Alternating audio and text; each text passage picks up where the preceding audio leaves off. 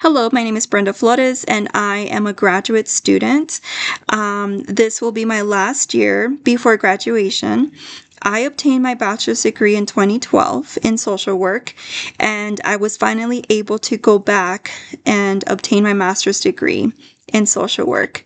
I was the first one, and I am the only one from my family who was able to obtain a bachelor's degree, and I will be the first one for my family who will obtain a master's degree. Um, I have worked in the field of child welfare for the last about 14 years.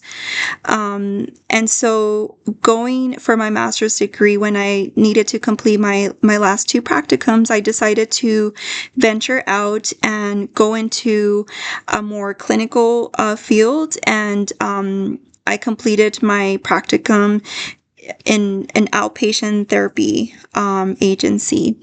And at first, I was very nervous because I wasn't sure if I was going to be able to really understand how to diagnose patients and how to really provide service to them in this role.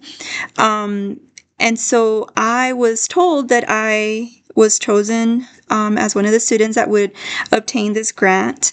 And I mean, free money is always great. It's always great, especially when you are a working mom like me, and balancing school and work, and those little extra expenses that come along. I mean, extra cash is always a blessing.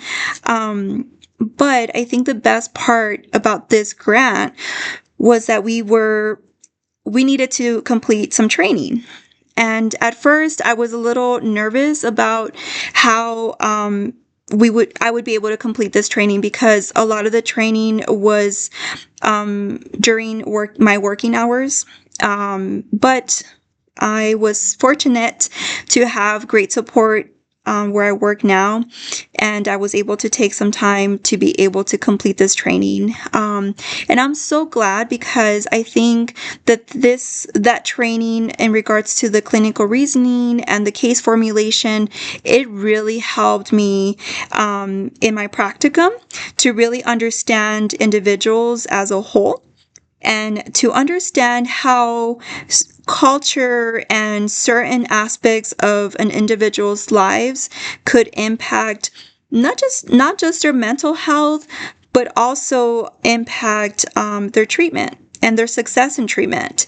It could also impact how we view them, like different cultures, and looking at our bias and how that could impact how we as clinicians or social workers can make judgments and maybe diagnose a patient incorrectly, or provide a different service that maybe they might not need.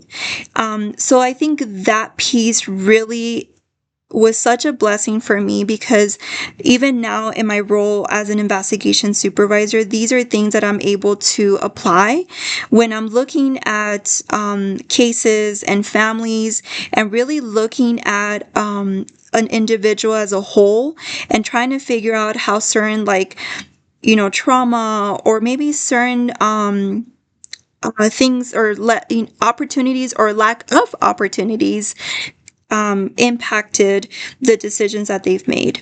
How certain aspects in their lives have impacted the choices that they've made. And so that is something that was such a blessing to me, and I'm able to implement that now. And I think in the future, this is definitely something that I will continue to use. The tools that were provided to us, and how we, what type of questions we can ask, or how we can, what pieces of someone's lives we can look at, because each piece can tell us a different or can tell us different information from this individual. And I think that's so important, because it really helps us connect with clients when we're able to look at them as a whole, and versus this is just a person who is suffering from a schizophrenia or bipolar.